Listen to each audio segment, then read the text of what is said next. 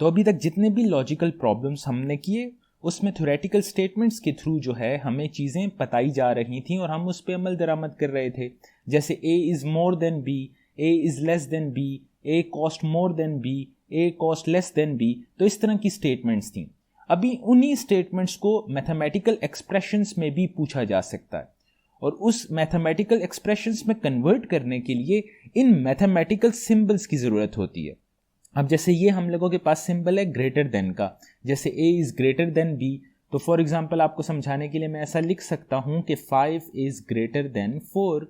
इसी तरह ये सिंबल जो है वो लेस देन का है, a is less then b, तो आपको समझाने के लिए मैं ये लिख सकता हूँ कि 4 इज़ लेस देन 5।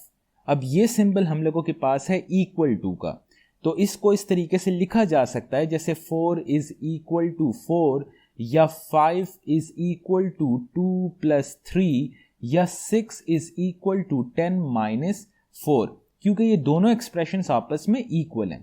अब इसी तरीके से ये साइन हम लोगों के पास होता है ग्रेटर देन और इक्वल टू का।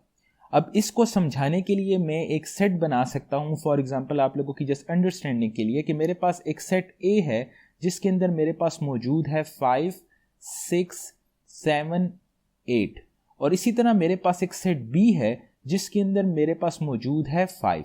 तो इस तरीके से ए जो है वो बी से बड़ा है, लेकिन ए जो है वो बी के बराबर भी हो सकता है अगर हम सिर्फ 5 को कंसिडर करेंगे। इसी तरीके से ये साइन हम लोगों को रिप्रेजेंट करता है लेस देन और इक्वल टू। जैसे इसको मैं इस तरीके से लिख सकता हूं कि b is less than and equal to a। अब ये जस्ट एक ओवरव्यू था सिंबल का। अब हम आगे चल के देखेंगे कि लॉजिकल प्रॉब्लम्स में इन सिंबल को यूज करते हुए किस तरीके के सवाल जो हैं हमसे पूछे जाएंगे और उनको किस तरीके से सॉल्व किया जा सकता है।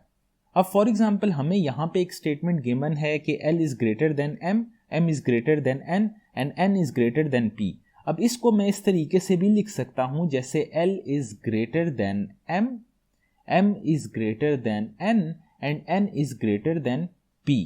इस तरीके से रीअरेंज हम स्टेटमेंट्स को कर सकते हैं ताकि वहां से हम अपना कंक्लूजन आराम से निकाल सकें।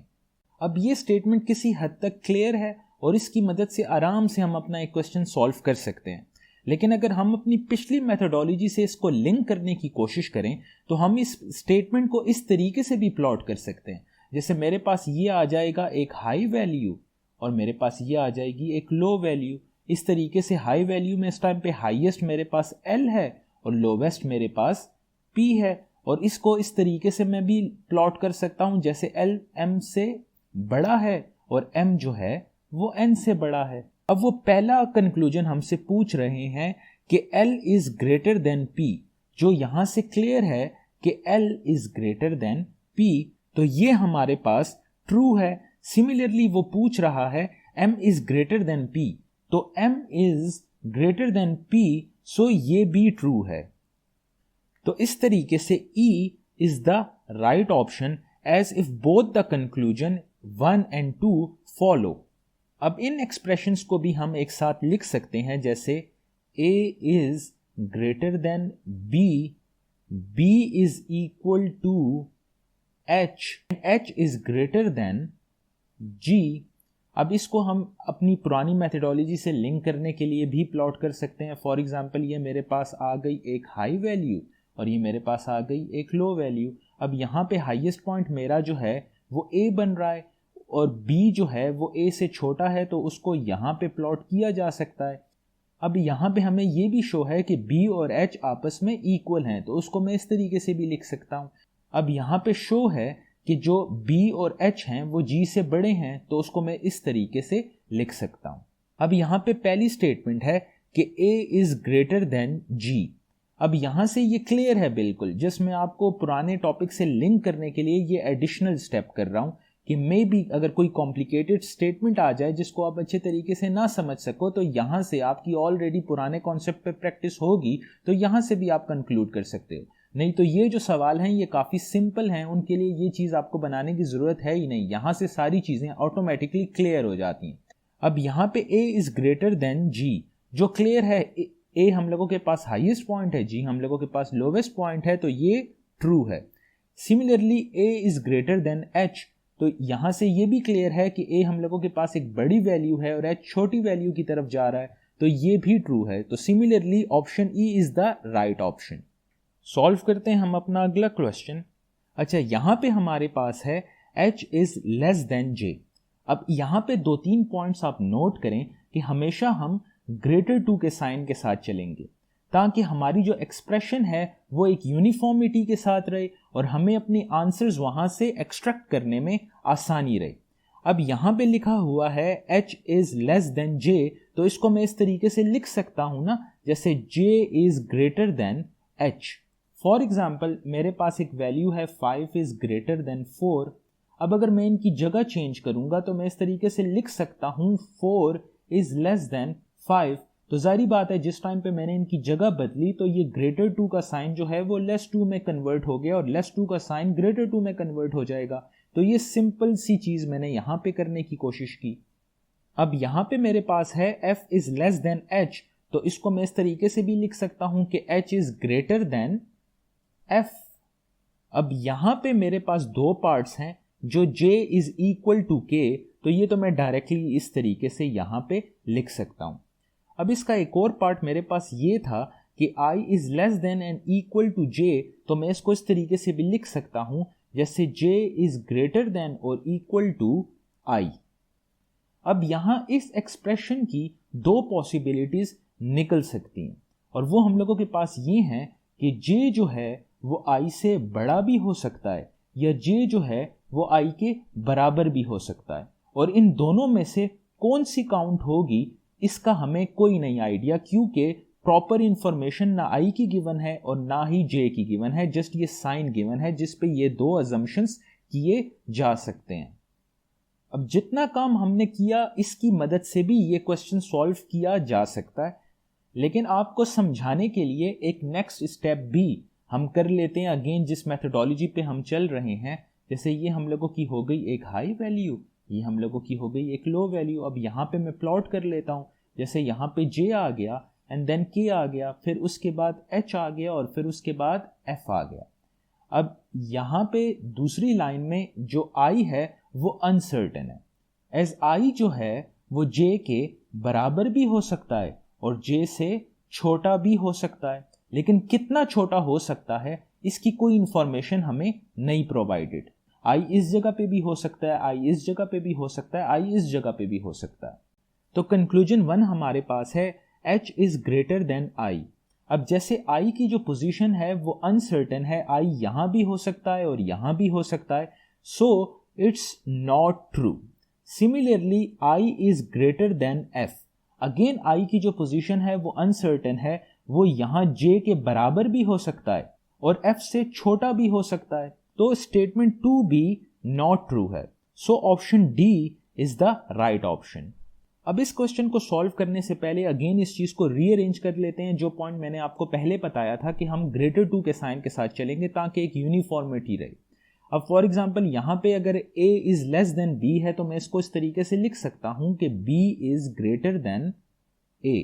अब यहाँ पे b is less then c है तो इसको मैं इस तरीके से लिख सकता हूं कि c is greater than b, और इसको इस तरीके से लिख सकता हूं कि d इज ग्रेटर देन और equal to c and then d is equal to e। अब इस एक्सप्रेशन की मदद से भी ये क्वेश्चन आराम से सॉल्व किया जा सकता है, लेकिन स्टूडेंट्स की कॉन्सेप्ट बिल्डिंग के लिए मैं अगेन इसकी डिटेल में जाके एक एडिशनल स्टेप भी कर लेता हूं। जैसे फॉर एग्जांपल ये मेरे पास हो जाती है एक हाई वैल्यू और ये मेरे पास हो जाती है एक लो वैल्यू। अब यहां से ये चीज क्लियर है कि e is equal to d। अब यहाँ पे जो d है वो c से बड़ा भी हो सकता है और c के बराबर भी हो सकता है, तो इसको मैं इस तरीके से प्लॉट कर सकता हूं कि जो हम लोगों के पास d है वो c के बराबर भी हो सकता है और c से बड़ा भी हो सकता है। अब अगेन जो c है वो बड़ा है b से और b जो बड़ा है a से। अब हम चलते अपनी पहली कंक्लूजन की तरफ, तो ये है b इज लेस देन और इक्वल टू e। अब यहां पे जब हम देखेंगे तो b जो है वो e से, ये b जो है e से छोटा तो है लेकिन किसी भी हवाले से ये दोनों इक्वल नहीं है। So conclusion 1 is not true. दूसरा कंक्लूजन देखते हैं कि B is less then E। यहाँ पे B जो है वो E से छोटा है, so equation 2 only 2 follows, so B is the right option. I hope किसी हद तक आप सारे के सारे कॉन्सेप्ट्स पे समझ गए होंगे। अब इस वीडियो को पॉज करें और इस क्वेश्चन को खुद सॉल्व करने की कोशिश करें। सॉल्व करने के बाद आप मेरे सोल्यूशन से अपना सोल्यूशन जो है वो क्रॉस चेक कर सकते हैं। अब जैसे फॉर एग्जांपल हम लोगों के पास यहाँ पे है P is greater then M, M is greater then Q, Q is greater then Z and Z is greater then N। ये हम लोगों के पास एक सिंपल सी इक्वेशन बन गई। अब जितने कॉम्प्लिकेटेड हम लोगों ने क्वेश्चंस पीछे सॉल्व किए हैं उसके हवाले से ये वाला क्वेश्चन आप लोगों को काफ़ी आसान लग रहा होगा। या इसको मैं इस तरीके से भी प्लॉट अगर करने की एज अ एडिशनल स्टेप करूं आपकी जस्ट अंडरस्टैंडिंग के लिए, तो मैं इस तरीके से कह सकता हूं P M Q Z and N। अब यहाँ पे हमारे पास जो पहला कंक्लूजन है M is greater than and equal to Z। अब यहाँ पे M जो है वो Z से बड़ा तो है, ग्रेटर टू तो है, लेकिन इक्वल किसी लिहाज से भी नहीं है, so conclusion 1 is not true. दूसरी स्टेटमेंट हम देखते हैं N is less then P। अब यहाँ पे P जो है वो ग्रेटर है, या इसको मैं इस तरीके से भी लिख सकता हूँ P is greater then N। तो P जो है वो हाईएस्ट है और N जो है वो लोवेस्ट है, तो ये कंक्लूजन करेक्ट है, ये कंक्लूजन ट्रू है, सो B is the right option. And इसी तरीके से आपके सैम्पल, सिलेबस और प्रैक्टिस टेस्ट के हवाले से जितने भी वो एमसीक्यूज़ और जितने भी उससे रेलेवेंट एमसीक्यूज़ बनते थे वो सारे हमने नीचे प्रैक्टिस टेस्ट में अपलोड करवा दिए। अब आपने ये करना है कि उन तमाम क्वेश्चंस की प्रैक्टिस ज़रूर करनी है। अब वहाँ पे भी हम लोगों ने थोड़ी सी साइकोलॉजी इन्वॉल्व की हुई है कि जैसे ही एक सवाल आपको डिस्प्ले होगा, आप उसको आंसर करोगे, उसी टाइम पे कंप्यूटर आपको फीडबैक देगा कि आपका ये क्वेश्चन सही है या आपका ये क्वेश्चन गलत है, और दोनों सूरतों में आपको नीचे एक्सप्लेनेशन डिस्प्ले हो जाएगी। इससे जो है फ़ौरन कॉन्सेप्ट बिल्डिंग हो जाती है, क्योंकि अगर बच्चे ने कोई गलती की है फ़ौरन उसे कंप्यूटर रिस्पॉन्स कर देता है कि तुमने गलती की है। तो इस तरीके से पहले सवाल से स्टार्ट करने के बाद जब आप आखिरी सवाल तक जाओगे तो आपकी ऑलरेडी एक अच्छे खासे कॉन्सेप्ट्स बन भी जाएंगे और अच्छे खासे कॉन्सेप्ट्स आपके रिफाइन भी हो जाएंगे। सिमिलरली जैसे हमने पहला सवाल किया और अब आखिरी किया, तो आखिरी सवाल आपको काफ़ी आसान लग रहा होगा। क्यों? क्योंकि कॉन्सेप्ट्स बन रहे हैं। तो लॉजिकल रीजनिंग की अगेन वही बात आ जाती है कि इसकी खूबसूरती ये है कि अगर कोई रेलेवेंट सवाल आपकी नज़र के आगे से गुजर जाता है तो उसका मेन फ़ायदा हो जाता है कि उससे मिलता जुलता सवाल कोई भी आपसे पूछ लिया जाए, आप उसको फ़ौरन के फ़ौरन रिस्पॉन्ड कर सकते हो।